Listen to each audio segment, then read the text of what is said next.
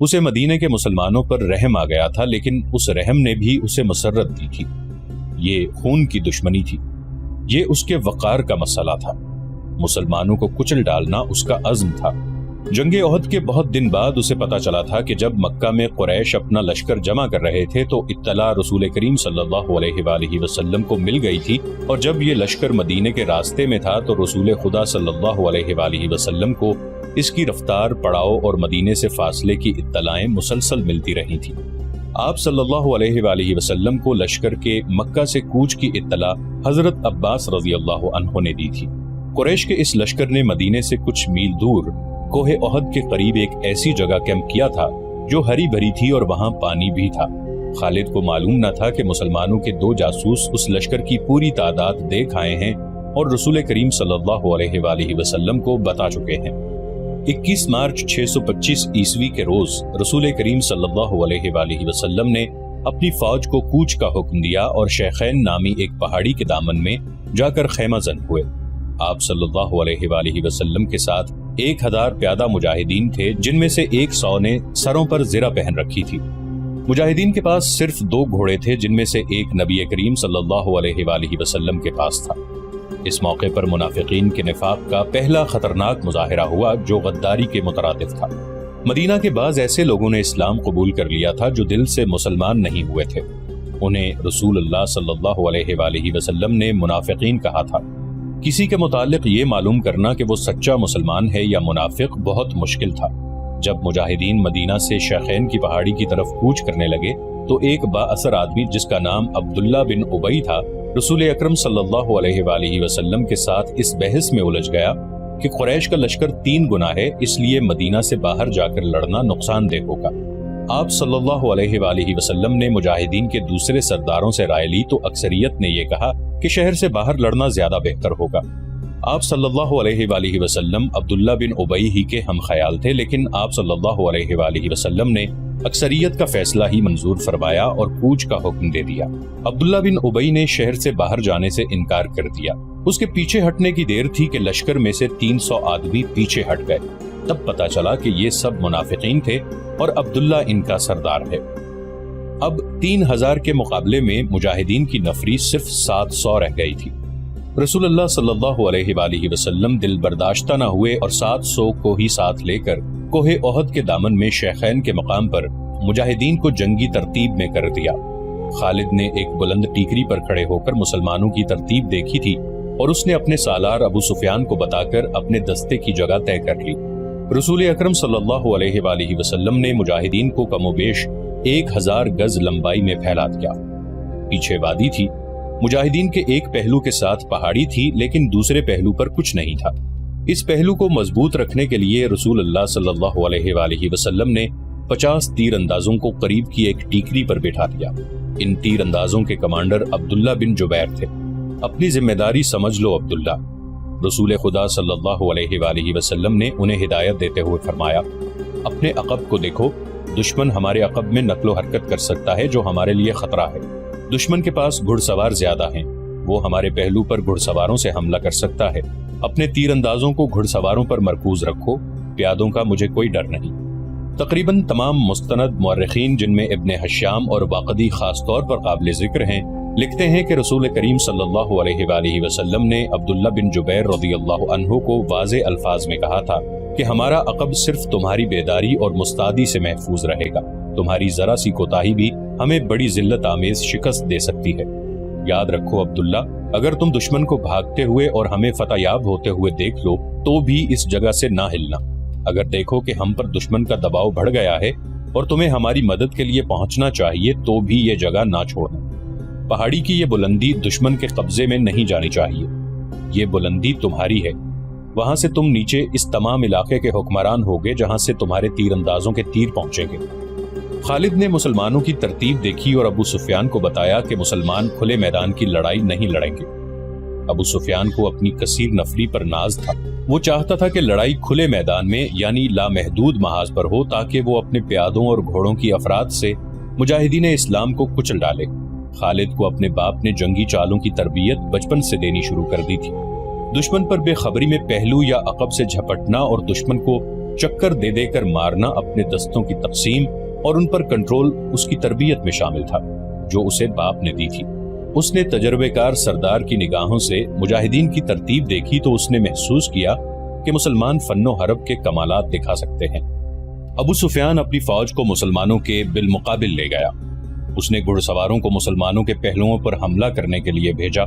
एक पहलू पर खालिद और दूसरे पर अकरमा था। दोनों के साथ 100 घुड़सवार थे। तमाम घुड़सवारों का कमांडर अम्र बिन अल आस था। प्यादों के आगे अबू सुफियान ने 100 तीरंदाज रखे। कुरैश का परचम तलहा बिन अबू तलहा ने उठा रखा था। उस जमाने की जंगों में परचम को दिल जैसी अहमियत हासिल थी। परचम के गिरने से फौज का हौसला टूट जाता और भगदड़ मच जाती थी। कुरैश ने जंग की इब्तदा इस तरह की कि उनकी सफों में से एक शख्स अबू आमिर फासिक आगे होकर मुजाहिदीन के करीब चला गया। उसके पीछे कुरैश के गुलामों की कुछ तादाद भी थी। अबू आमिर मदीने का रहने वाला था। वो कबीला औस का सरदार था। जब रसूल करीम सल्लल्लाहु अलैहि वसल्लम मक्का से हिजरत करके मदीना गए तो अबू आमिर ने कसम खा ली थी कि वो आप सल्लल्लाहु अलैहि वसल्लम को और तमाम मुसलमानों को मदीना से निकाल कर दम लेगा। उस पर एक बड़ी ही हसीन यहूदन का और यहूदियों के मालो दौलत का तिलिस्म तारी था। यहूदियों की इस्लाम दुश्मन कार्रवाइयां जमीन दोज होती थी। बज़ाहिर उन्होंने मुसलमानों के साथ दोस्ती और फर्माबरदारी का मुआहिदा कर रखा था। अबू आमिर उन्हीं के हाथ में कठपुतली बना हुआ था, लेकिन उन यहूदियों ने उसे कुरैश का दोस्त बना रखा था। अब मुजाहिदीन कुरैश के खिलाफ लड़ने के लिए मदीना से निकले तो अबू आमिर कुरैश के पास चला गया। उसके कबीले औस के बहुत से आदमी रसूल करीम सल्लल्लाहु अलैहि वसल्लम के दस्ते मुबारक पर इस्लाम कबूल कर चुके थे और वो कुरैश के मुकाबले में सफ आरा थे। अबू आमिर आगे चला गया और मुजाहिदीन से बुलंद आवाज से मुखातिब हुआ। रसूल करीम सल्लल्लाहु अलैहि वसल्लम ने उसे फासिक का खिताब दिया था। कबीला औस के गैरतमंद बहादुरों, अबू आमिर फासिक ने कहा, तुम मुझे यकीनन पहचानते हो, मैं कौन हूँ? मेरी बात गौर से सुनो। वो अपनी ललकार पूरी न कर पाया था कि मुजाहिदीन इस्लाम की सफ से कबीला औस के एक मुजाहिद की आवाज गरजी, ओ फासिक बदकार, हम तेरे नाम पर थूक चुके हैं। खालिद को वो वक्त याद आ रहा था। मुजाहिदीन इस्लाम की सफ से अबू आमिर और उसके साथ गए हुए गुलामों पर पत्थरों की बौछार शुरू हो गई। मौरिख लिखते हैं कि पत्थर बरसाने वाले कबीला औस के मुजाहिदीन थे। अबू आमिर और गुलाम जो मुजाहिदीन के पत्थरों की जद में थे, एक एक दो दो पत्थर खाकर पीछे भाग आए। यहूदी मदीने में बैठे लड़ाई की खबरों का इंतजार कर रहे थे। जिस यहूदन के तलिस्म में अबू आमिर गिरफ्तार था, वो अपनी कामयाबी की खबर सुनने के लिए बेताब थी। उसे अभी मालूम न था कि उसके हुस्नो जवानी के तलिस्म को मुसलमानों ने संसार कर दिया है। अबू आमिर फासिक के इस वाक़े से पहले वो औरतें जो कुरैश के लश्कर के साथ गई थीं, लश्कर के दरमियान खड़ी होकर सुरीली आवाजों में ऐसे गीत गा रही थीं जिनमें बद्र में मारे जाने वाले कुरैश का जिक्र ऐसे अल्फाज में, ऐसी तर्ज में किया गया था कि सुनने वालों का खून खौलता और रोंगटे खड़े हो जाते थे। उन औरतों में से एक दो ने जोशीली तकरीर की सूरत में भी कुरैश के खून को गरमाया था। औरतों को पीछे चले जाने का हुक्म मिला तो अबू सुफियान की बीवी हिंद ने एक घोड़े पर सवार होकर एक गीत गाना शुरू कर दिया। उसकी आवाज बुलंद थी और उसमें सोज भी था। तारीख लिखने वालों ने उस गीत के पूरे अशआर कलमबंद नहीं किए। उन्होंने लिखा है कि यह गीत फहश था जिसमें मर्द और औरत के दरपर्दा ताल्लुकात का जिक्र था। अशआर जो तारीख में आए हैं वो इस तरह हैं। इनमें जिस अब्दुद्दार का नाम आता है ये बनु अब्दुद्दार है। बनु उमैया उसी की एक शाख थी। बनु अब्दुद्दार कुरैश का बहुत ऊंचा खानदान था। अब्दुद्दार के सपूतों, हमारे घरानों के पासबानों, हम रात की बेटियां हैं। हम तकियों के दरमियान हरकत करती हैं। इस हरकत में लुत्फ और लज्जत होती है। तुम दुश्मन पर चढ़ दौड़े तो हम तुम्हें अपने सीनों से लगा लेंगे। तुम भाग आए तो हम तुम्हारे करीब नहीं आएंगे। इसके बाद अबू आमिर फासिक पर मुजाहिदीन इस्लाम की तरफ से संगबारी हुई और उसके फौरन बाद कुरैश ने मुजाहिदीन पर तीर फेंकने शुरू कर दिए। मुजाहिदीन ने इसके जवाब में तीर बरसाए। खालिद अपने पहलू वाले मुसलमानों के पहलू पर हमला करने के लिए अपने 100 सवारों के साथ तेजी से बढ़ा। उसे मालूम नहीं था कि बुलंदी पर तीर अंदाज छुपे बैठे हैं। उसके सवार बेधड़क चले आ रहे थे। रास्ता जरा तंग था, सवारों को आगे पीछे होना पड़ा। खालिद सोच समझकर अपने सवार दस्ते को इस पहलू पर लाया था। अपने बाप की तरबियत के मुताबिक उसे बड़ी खुद एतमादी से तवक्को थी कि वो हल्ला बोलकर मुसलमानों को इस पोजीशन में ले आएगा कि वो पसपा हो जाएंगे और अगर जमकर ना लड़े तो कुरैश के घोड़ों तले कुचले जाएंगे। मगर मुसलमानों के पहलू से उसके सवार अभी दूर ही थे कि ऊपर से तीरंदाजों ने उसके अगले सवारों को न आगे जाने के काबिल छोड़ा نہ وہ پیچھے ہٹنے کے قابل رہے۔ ایک ایک سوار کئی کئی تیر کھا کر گرا اور جن گھوڑوں کو تیر لگے انہوں نے خالد کے سوار دستے کے لیے قیامت برپا کر دی۔ پیچھے والے سواروں نے گھوڑے موڑے اور پسپا ہو گئے۔ ادھر قریش کی عورتوں نے دف اور ڈھولک کی تھاپ پر وہی گیت گانا شروع کر دیا جو ہند نے اکیلے گایا تھا، یعنی عبدالدار کے سپوتوں، ہم رات کی بیٹیاں ہیں۔ مورخ واقدی لکھتا ہے کہ عربی جنگجوؤں کے اس وقت رواج کے مطابق ایک ایک جنگجو کے لڑنے کا مرحلہ آیا۔ سب سے پہلے قریش کے پرچم بردار طلحہ بن ابو طلحہ نے آگے جا کر مجاہدین اسلام کو للکارا کہ اس کے مقابلے کے لیے کسی اور کو آگے بھیجو۔ میرے دین کے دشمن، حضرت علی رضی اللہ عنہ نے تند ہوا کے جھونکے کی طرح آگے آ کر کہا، میں آتا ہوں تیرے مقابلے کے لیے۔ طلحہ اپنے قبیلے کا پرچم تھامے تلوار لہراتے ہوئے بپھرا ہوا آیا، مگر اس کا وار ہوا کو چیرتا ہوا گزر گیا۔ وہ ابھی سنبھل ہی رہا تھا کہ حضرت علی رضی اللہ عنہ کی تلوار نے اسے ایسا گہرا زخم لگایا کہ پہلے اس کا پرچم گرا، پھر وہ خود گرا۔ قریش کا ایک آدمی دوڑا آیا اور پرچم اٹھا کر پیچھے چلا گیا۔ علی رضی اللہ عنہ اسے بھی گرا سکتے تھے، مگر انفرادی مقابلوں میں یہ روا نہ تھا۔ طلحہ کو اٹھا کر پیچھے لے آئے۔ اس کے خاندان کا ایک اور آدمی آگے بڑھا۔ میں انتقام لینے کا پابند ہوں، وہ للکار کر آگے گیا۔ علی، آ میری تلوار کی کاٹ دیکھ۔ حضرت علی رضی اللہ عنہ خاموشی سے اس کے مقابلے پر آ گئے۔ دونوں نے ایک دوسرے کی آنکھوں میں آنکھیں ڈالے، ایک چکر کاٹا، پھر ان کی تلواریں اور ڈھالیں ٹکرائیں اور اس کے بعد سب نے دیکھا کہ حضرت علی رضی اللہ عنہ کی تلوار سے خون ٹپک رہا ہے اور ان کا مد مقابل زمین پر پڑا تڑپ رہا ہے۔ پھر قریش کے متعدد آدمی باری باری للکارتے ہوئے آگے بڑھے، مجاہدین کے مقابلے میں مرتے گئے۔ قریش کا سالار اعلیٰ ابو سفیان اپنے آدمیوں کو گرتا دیکھ کر غصے سے بے قابو ہو گیا۔ جنگی دستور کے مطابق اسے انفرادی مقابلے کے لیے نہیں اترنا چاہیے تھا، کیونکہ وہ سالار تھا۔ اس کے مارے جانے سے اس کی فوج میں ابتری پھیل سکتی تھی، لیکن وہ اپنے آپ پر قابو نہ رکھ سکا۔ وہ گھوڑے پر سوار تھا، اس نے گھوڑے کو ایڑ لگائی اور للکارتا ہوا آگے چلا گیا۔ اس کی بیوی ہند نے اسے جاتے دیکھا تو اپنے اونٹ پر سوار ہو کر آگے چلی گئی اور بڑی بلند آواز سے وہی گیت گانے لگی جس کے اشعار یہ بھی تھے کہ تم بھاگ آئے تو ہم تمہیں اپنے قریب نہیں آنے دیں گی۔ ابو سفیان گھوڑے پر سوار تھا، لیکن اس کے مقابلے کے لیے جو مسلمان آگے آیا وہ پیادہ تھا۔ تاریخ اسے حنظلہ بن ابو عامر رضی اللہ عنہ کے نام سے یاد کرتی ہے۔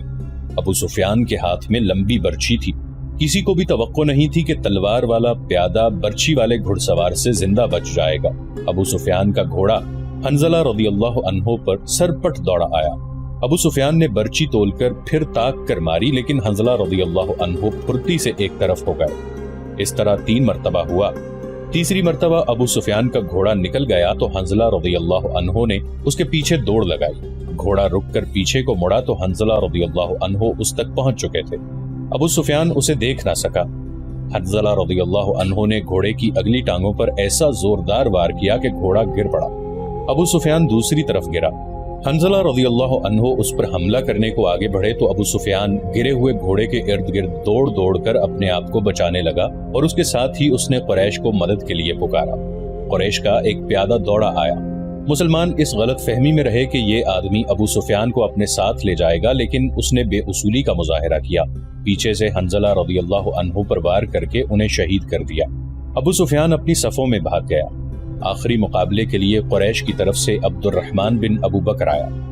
مورخ واقدی نے یہ واقعہ اس طرح بیان کیا ہے کہ عبد الرحمن بن ابو بکر کی للکار پر اس کے والد حضرت ابو بکر صدیق رضی اللہ عنہ، جو اسلام قبول کر کے رسول اللہ صلی اللہ علیہ وآلہ وسلم کے ساتھ تھے، تلوار نکال کر اپنے جوان بیٹے کے مقابلے کے لیے نکلے۔ آگے آ مسلمان باپ کے کافر فرزند، حضرت ابو بکر صدیق رضی اللہ عنہ نے للکار کر کہا۔ رسول کریم صلی اللہ علیہ وآلہ وسلم نے دیکھا کہ باپ بیٹا مقابلے پر اتر آئے ہیں، تو آپ صلی اللہ علیہ وآلہ وسلم نے دوڑ کر حضرت ابو بکر صدیق رضی اللہ عنہ کو روک لیا۔ فرمایا، تلوار نیام میں ڈالو ابو بکر۔ رسول کریم صلی اللہ علیہ وآلہ وسلم نے فرمایا اور ابو بکر صدیق رضی اللہ عنہ کو پیچھے لے گئے۔ خالد کو جنگ کا شور و غل اب بھی سنائی دے رہا تھا۔ وہ منظر اس کی آنکھوں نے اپنی پلکوں میں محفوظ کر رکھا تھا۔ انفرادی مقابلے ختم ہوتے ہی قریش نے مسلمانوں پر حلہ بول دیا۔ رسول اکرم صلی اللہ علیہ وآلہ وسلم نے احد کی پہاڑی کو اپنے عقب میں رکھا ہوا تھا، اس لیے مجاہدین اسلام کو عقبی حملے کا خطرہ نہیں تھا۔ آمنے سامنے کا معرکہ خونریز تھا۔ مسلمانوں کی نفری بہت تھوڑی تھی۔ اس کمی کو انہوں نے جذبہ تیغزنی کے کمالات سے پورا کر دیا۔ اگر قریش کو نفری کی افراد حاصل نہ ہوتی اور وہ مسلمانوں کے آگے نہ ٹھہر سکتے، وہ نفری کے زور پر لڑ رہے تھے۔ خالد کی نظر رسول کریم صلی اللہ علیہ وآلہ وسلم پر تھی۔ آپ صلی اللہ علیہ وسلم ایک پہلو پہ تھے، یہی پہلو تھا کہ جس پر خالد کو حملہ کرنا تھا۔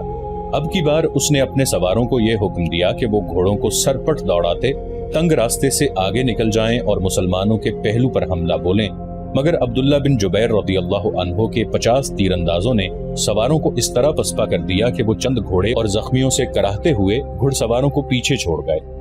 مارکا عروج پر تھا، صرف ایک آدمی تھا جو لڑ نہیں رہا تھا۔ وہ میدان جنگ میں برچی اٹھائے یوں گھوم پھر رہا تھا جیسے کسی کو ڈھونڈ رہا ہو۔ وہ وحشی بن حرب تھا۔ وہ حمزہ رضی اللہ عنہ کو ڈھونڈ رہا تھا۔ حمزہ رضی اللہ عنہ کو قتل کرنے کے لیے اس کے لیے 2 انعام تھے، ایک یہ کہ اس کا آقا اسے آزاد کر دے گا، اور دوسرا ابو سفیان کی بیوی ہند کے وہ زیورات جو اس نے پہن رکھے تھے۔ اسے حمزہ رضی اللہ عنہ نظر آ گئے۔ وہ قریش کے ایک آدمی سبا بن عبد العزا کی طرف بڑھ رہے تھے۔ عرب میں رواج تھا کہ ختنہ عورتیں کیا کرتی تھی۔ مورخ ابن حشام کے مطابق اسلام سے پہلے ہی عربوں میں ختنے کا رواج موجود تھا۔ حمزہ رضی اللہ عنہ نے جس سبا کو للکارا تھا اس کی ماں ختنہ کیا کرتی تھی۔ ختنہ کرنے والی کے بیٹے، حمزہ رضی اللہ عنہ نے اسے للکارا، ادھر آ اور مجھے آخری بار دیکھ لے۔ سبا بن عبد العزا حمزہ رضی اللہ عنہ کی طرف بڑھا۔ غصے سے اس کا چہرہ لال تھا۔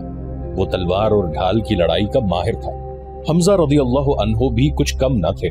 دونوں ایک دوسرے کے قریب آئے اور ایک دوسرے پر وار کرنے لگے۔ دونوں کی ڈھالیں وار روک رہی تھیں۔ وہ پینترے بدل بدل کر وار کرتے تھے، لیکن ڈھالیں تلواروں کے راستے میں آ جاتی تھی۔ اس وقت وحشی بن حرب جھکا ہوا آہستہ آہستہ ان کی طرف بڑھ رہا تھا۔ اسے زمین اور جھاڑیوں نے اوٹ دے رکھی تھی۔ حمزہ رضی اللہ عنہ اپنے دشمن کی آنکھوں میں دیکھ رہے تھے۔ سبا کے سوا انہیں کچھ بھی نظر نہیں آ رہا تھا۔ وحشی ان کے قریب پہنچ گیا۔ برچی نشانے پر پھینکنے کا وہ ماہر تھا۔ وہ اتنا قریب ہو گیا جہاں سے اس کی برچی خطا نہیں جا سکتی تھی۔ وہ اٹھ کھڑا ہوا اور برچی کو ہاتھ میں تولا، پھر اسے پھینکنے کی پوزیشن میں لایا۔ حمزہ رضی اللہ عنہ نے سبا پر یکے بعد دیگرے تیزی سے 2-3 وار کیے۔ آخری وار ایسا پڑا کہ حمزہ رضی اللہ عنہ کی تلوار سبا کے پیٹ میں اتر گئی۔ حمزہ رضی اللہ عنہ نے تلوار اس کے پیٹ سے اس طرح نکالی کہ اس کا پیٹ اور زیادہ پھٹ گیا اور وہ حمزہ رضی اللہ عنہ کے قدموں میں گر پڑا۔ حمزہ رضی اللہ عنہ ابھی سنبھلے ہی تھے کہ وحشی نے ان پر پوری طاقت سے برچی پھینکی۔ فاصلہ بہت کم تھا۔ برچی حمزہ رضی اللہ عنہ کے پیٹ میں اتنی زیادہ اتر گئی کہ اس کی انی حمزہ رضی اللہ عنہ کی پیٹھ سے آگے نکل گئی۔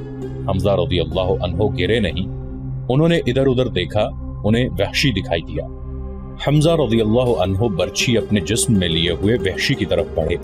وحشی جہاں کھڑا تھا وہیں کھڑا رہا۔ حمزہ رضی اللہ عنہ 4-5 قدم چل کر گر پڑے۔ وحشی ان کے جسم کو ہلتا جلتا دیکھتا رہا۔ جب جسم کی حرکت بند ہو گئی تو وحشی ان تک آیا۔ وہ شہید ہو چکے تھے۔ وحشی نے ان کے جسم سے برچھی نکال لی اور چلا گیا۔ اب وہ ہند اور اپنے آقا جبیر بن مطعم کو ڈھونڈنے لگا۔ خالد کو وہ مارکا یاد آ رہا تھا اور اس کے دل پر بوجھ سا بڑھتا جا رہا تھا۔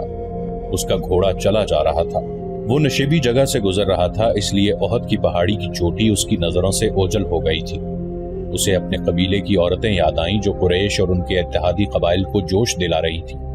خالد کو یاد آیا کہ وہ مارکے کا نظارہ کرنے کے لیے ایک بلند جگہ پر چڑھ گیا تھا۔